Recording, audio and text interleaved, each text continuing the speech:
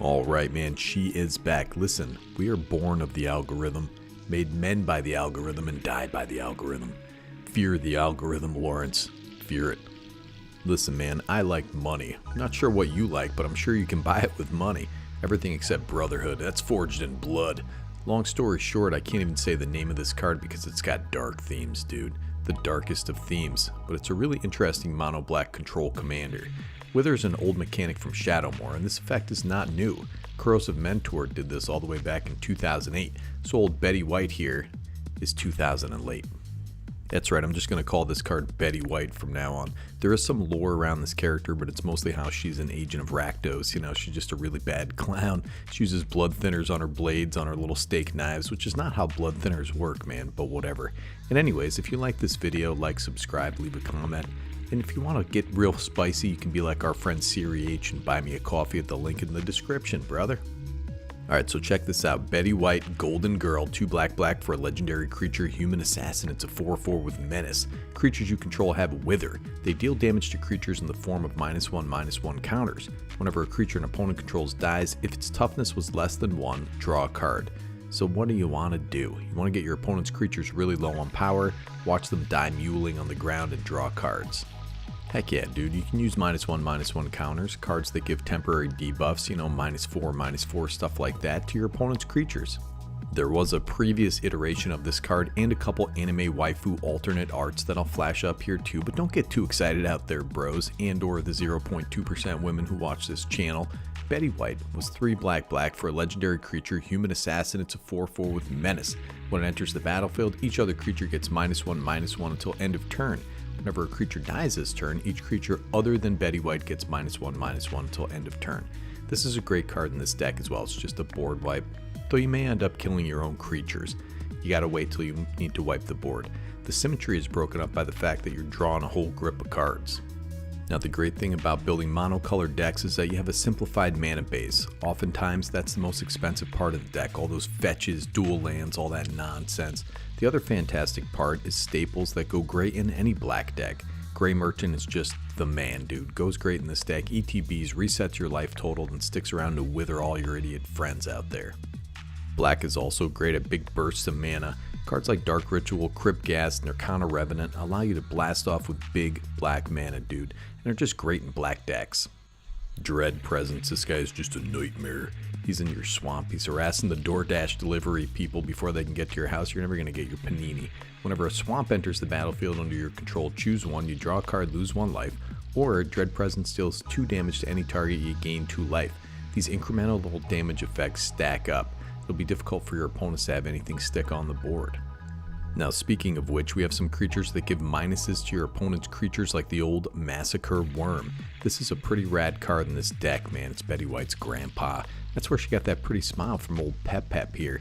This guy also punishes your opponents when their creatures die.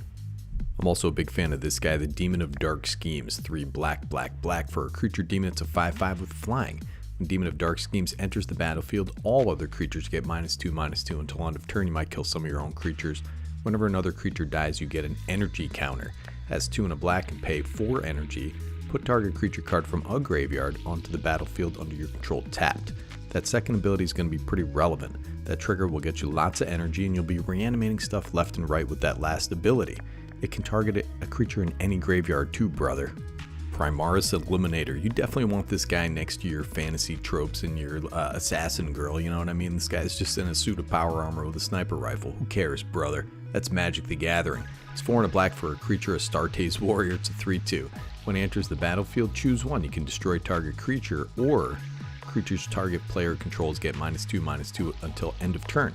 I haven't seen anybody mention this guy, but it's a sniper sniping all those little Twinkle Toes utility creatures on the other side of the battlefield. And we also have a couple creatures that give our opponents creatures. I love this guy, man. He's the goat and he makes goats, the Clackbridge Troll. 3 black for a creature troll. It's an 8/8 with trample and haste. When it enters the battlefield, target opponent creates 3 0/1 white goat creature tokens. Very easy to kill. At the beginning of combat on your turn, any opponent may sacrifice a creature. If a player does tap it, you gain 3 life and you draw a card. So you may just be drawing cards with this, but putting creatures on your opponent's side of the battlefield, especially innocuous little creatures, we're going to draw 3 cards off of that thing, most definitely the way this deck is built. Plus the flavor on this card is excellent. The art is excellent. It's just a magical magic card. And of course, Slaughter Specialist, another excellent card to slot in. I like this art too, man. Looks like my college dorm room. Got Bauhaus in there pumping in the background. Just some goth ladies in the night. And from the new set, we have the Hunted Bone Brute. That was my nickname back in college. 2 and a black for a creature skeleton beast. It's a 6/2 with menace. When it enters the battlefield, target opponent creates 2 1/1 white dog creature tokens. When it dies, each opponent loses 3 life. Has disguise too, but we don't care about that. Very neat card. Has menace and a really decent power for 3 mana. And as you can see, this deck is built in such a way that creatures are dying all over the place. So Blood Artist is a must. Look at this guy out there just doing blood art, brother. This card in particular triggers on any creature dying. And from the new set, we have Jack Tripper, the Vein Ripper, 3 black for a creature vampire assassin. It's a 6/5 with flying. Has ward, sacrifice a creature. Whenever a creature dies, target opponent loses 2 life and you gain 2 life. I like this card. It's like Blood Artist, Big Brother, and coincidentally an assassin like our commander. Now we want these cards and our commander to trigger as often as possible. So check out old Drippy here, Drippy Don, the Drivnod Carnage Dominus. 3 black for a legendary creature, Phyrexian Hordes, and 8/3. If a creature dying causes a triggered ability of a permanent you control to trigger, that ability triggers an additional time. So your opponent's stuff dying triggers this. Hits our commander, the aforementioned Vein Ripper and Blood Artist, and about 9 other creatures in this deck. We want to pay off those creatures dying. Now this is an interesting one I haven't seen mentioned elsewhere. Marry the Killing Quill. 1 black for a legendary creature, vampire assassin. It's a 3/2. Whenever a creature an opponent controls dies, exile it with a hit counter on it. Assassins, mercenaries, and rogues you control have Death Touch, and whenever this creature deals combat damage to a player, you may remove a hit counter from a card that player owns in exile.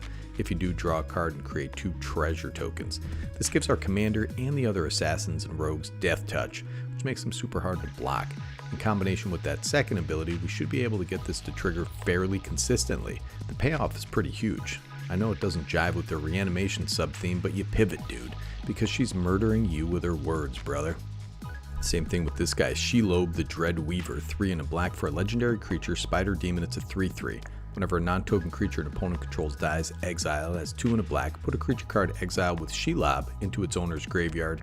Put 2 +1/+1 counters on Shelob and draw a card. Also has X, 1 and a black. Put target creature card with mana value X. Exile with Shelob onto the battlefield tapped under your control. I was talking with a coworker once about how doctors had to pull a spider out of this lady's ear. I saw a video of it, and I said it looked like the spider from the Lord of the Rings, and this other coworker comes around the corner and goes, "Oh, you mean Shelob?" It's like, yeah, dude. This is an interesting, flavorful, but a little clunky card. Alright, just a little rules break side note here. Both of these cards I just mentioned, Shelob and Mary, they still trigger our commander. The creature counts as dying, then it gets exiled from the graveyard. It's not a replacement effect. It doesn't go into exile instead of dying. Just FYI.